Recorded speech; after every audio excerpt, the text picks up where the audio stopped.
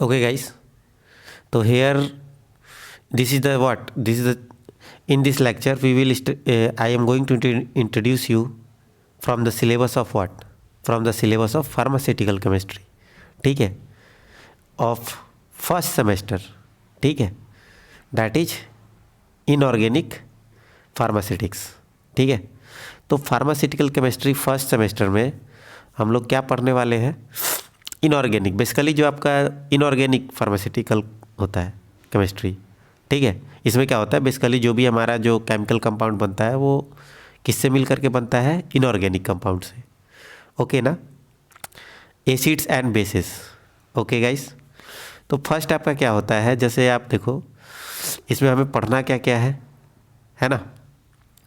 इसमें जो है कुछ मेथड ऑफ प्रिपरेशन, कुछ जो आपका एलिमेंट्स है, जैसे मान लो आपका हेवी मेटल है, अर्जेनिक है, लीड है.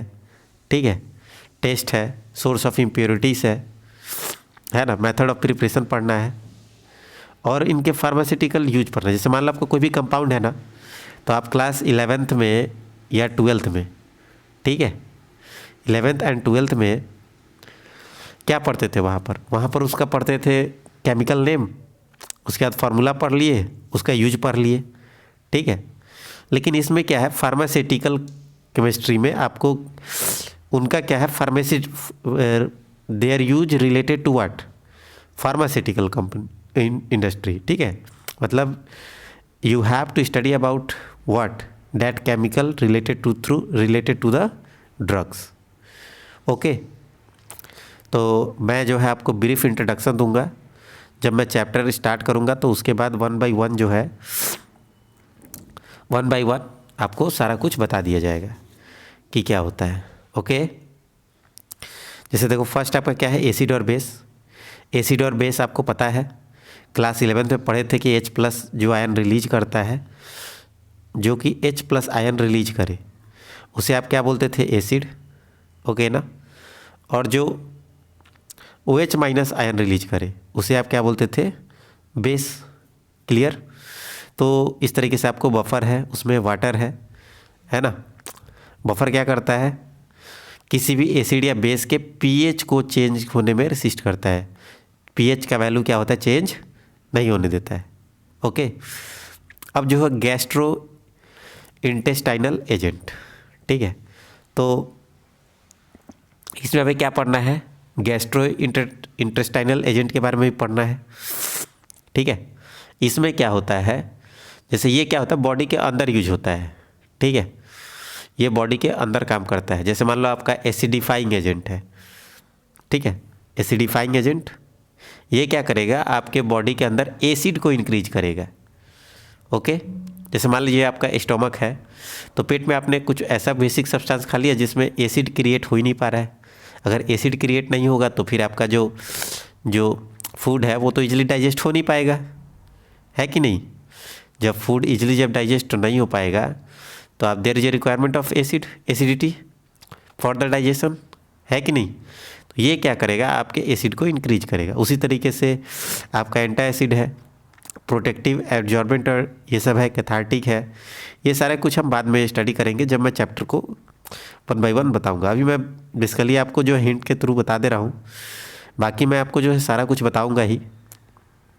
ओके, उसके बाद मेजर इंट्रा और एक्स्ट्रा सेलुलर इलेक्ट्रोलाइट्स है.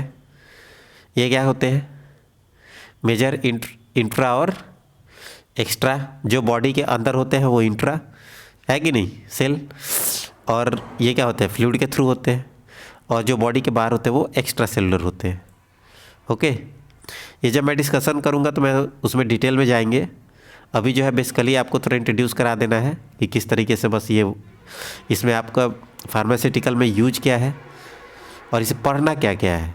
ठीक है, नेक्स्ट आपका आता है एसेंशियल एंड ट्रेस एलिमेंट. जैसे आपका transition element and there compound है ना. ट्रांजिशन एलिमेंट आपको पता ही है. ठीक है, पीरियड टेबल में मिडिल में प्रेजेंट होता है. ये आपने जो है क्लास 9, 10, 11th में पढ़ा होगा. ओके, नेक्स्ट कैटायनिक और anionic component of inorganic drugs useful for systematic effect. ठीक है, आप जो है क्या करोगे, कैटायन और एनायन कंपोनेंट को स्टडी करोगे. ओके ना. नेक्स्ट आपका आता है टॉपिकल एजेंट.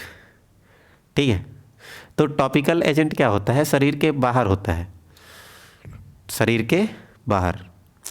ओके। और इसमें क्या होता है, जैसे मान लो आपका, जैसे ये भी क्या होता है, बहुत सारे कैटेगरीज में होता है। जैसे मान लो आपका क्रीम, क्रीम अगर स्किन पर लगाओगे तो स्किन को क्या करेगा, ये प्रोटेक्ट करेगा, है ना। उसके बाद से क्या है, माइक्रो ऑर्गेनिज्म से, जैसे कि आपका सनरेज है, माइक्रो ऑर्गेनिज्म है, इनके रेडिएशन है, इन लोगों से क्या करेगा, प्रोटेक्ट करेगा। ठीक है। तो फिर आते हैं, फिर उसके बाद क्या है आपका गैसेस एंड वेपर।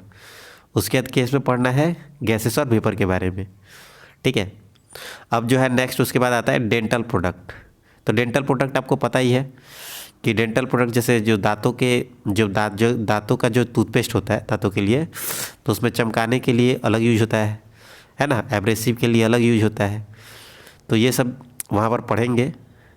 नेक्स्ट आपका आता है complexing and chelating agent used in therapy. Therapy में क्या होता है, जो भी आपका कॉम्प्लेक्सिंग एजेंट जो भी होता है उसको हम लोग स्टडी करने वाले हैं। ठीक है, थेरेपी में क्या क्या यूज होगा। नेक्स्ट आपका आता है मिसलेनियस एजेंट। मिसलेनियस एजेंट क्या क्या होता है, ये हम लोग जब मैं डिटेल में पढ़ाऊँगा तब आपको पता चलेगा कि पॉइजन, एंटीडोट्स, एक्सपेक्टोरेंट्स इसी में पढ़ना है। ओके ना। ओके।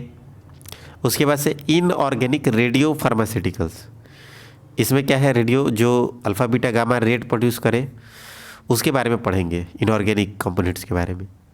ठीक है। तो गाइस ये आपका ब्रीफ इंट्रोडक्शन था जो कि आपको फर्स्ट सेमेस्टर में पढ़ना है।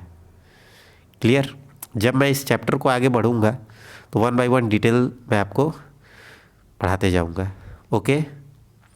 Thank you for being continue with us. Okay.